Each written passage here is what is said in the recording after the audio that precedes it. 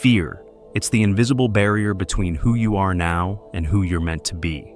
It paralyzes us, keeps us small, and whispers doubts into our minds. You're not ready. You'll fail. But what if fear wasn't your enemy? What if it was the ultimate test, a signal that you're on the verge of something transformative? Stay with me, because what I'm about to share can change how you view fear forever. And no, it's not just about thinking positive or ignoring reality. This is practical, life-altering wisdom grounded in Stoicism and designed for success. Today, we're diving deep into how to overcome fear, not by ignoring it or fighting it, but by understanding it and using it as fuel to create a life of freedom, resilience, and wealth. This is Stoic wisdom for the modern world.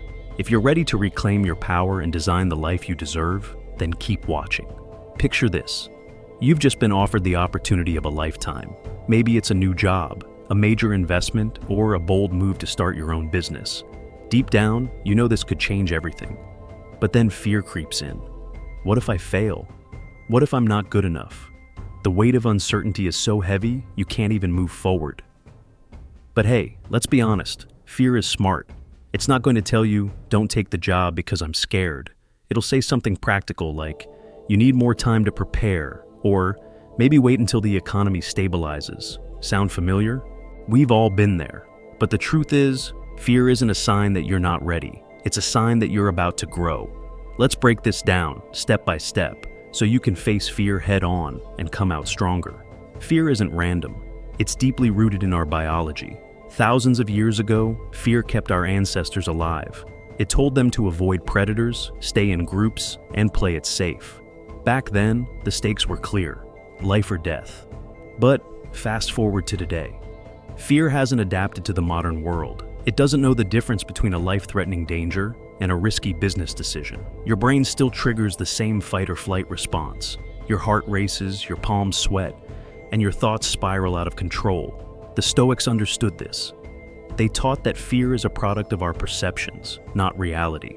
Marcus Aurelius wrote, "If you are pained by any external thing, it is not this thing that disturbs you, but your judgment about it." What does this mean? Fear is not about the situation, it's about the story you're telling yourself about that situation.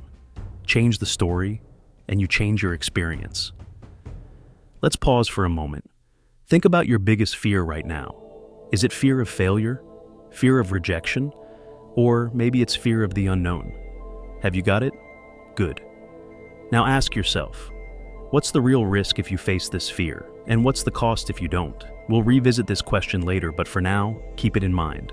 Fear is expensive, not just emotionally, but financially. Every time you let fear hold you back, you're missing opportunities. Think about it. How many people stay in dead-end jobs because they fear the uncertainty of starting their own business? Or avoid investments because they're afraid of risk? Over time, this adds up to thousands, even millions in lost potential. But the cost is deeper than money. Fear keeps you from living fully. It stops you from building relationships, exploring new opportunities, and becoming the person you're meant to be. And let's be honest, how often has fear actually been right? Remember the time you were convinced your presentation would flop and it turned out fine?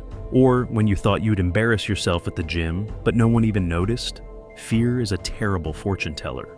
So how do we dismantle fear? Let's start with an exercise. Grab a piece of paper and draw a line down the middle. On the left, write down your fear. Be specific. For example, I'm afraid of starting my own business because I might fail and lose my savings. Now, on the right, write down what will happen if you don't act. What will your life look like in 5 years if you let this fear control you? Be brutally honest. This exercise is powerful because it forces you to confront reality. 9 times out of 10, the cost of inaction is far greater than the risk of action. But here's the thing. Recognizing fear isn't enough. You need the courage to act. And that's where most people get stuck. How do you build courage when fear feels overwhelming? Stay with me. This next strategy will show you how. Courage isn't the absence of fear. It's the decision to act despite fear. The Stoics believed in focusing only on what you can control. Epictetus wrote, "We cannot choose our external circumstances, but we can always choose how we respond to them." Here's a practical way to build courage. Start small. Fear thrives on the unknown, so reduce uncertainty by taking small, consistent steps. If you're afraid of public speaking, start by speaking up in meetings. If you're afraid of investing, begin with a small, calculated amount. Let me share a quick story. A woman I worked with was terrified of leaving her corporate job to start her own business. She was paralyzed by fear. What if it failed? But instead of diving in head first, she started small. She launched her business as a side hustle, built confidence, and eventually transitioned full-time. Today, she's not only successful, but fearless in pursuing new challenges. See, courage isn't about jumping into the deep end. It's about dipping your toes in first. Unless, of course, you're in freezing water. Then you might as well dive in and get it over with, right? Overcoming fear is only the beginning. To maintain this mindset, you need to cultivate positivity, a force just as powerful as courage. In my next video, The Power of Positivity, we'll explore how to shift your mindset and unlock your potential. Click here to watch it now, and let's continue this journey together. Remember, fear is temporary, but regret is permanent. The choice is yours. Stay stuck or take the leap and create the life you deserve. Start today.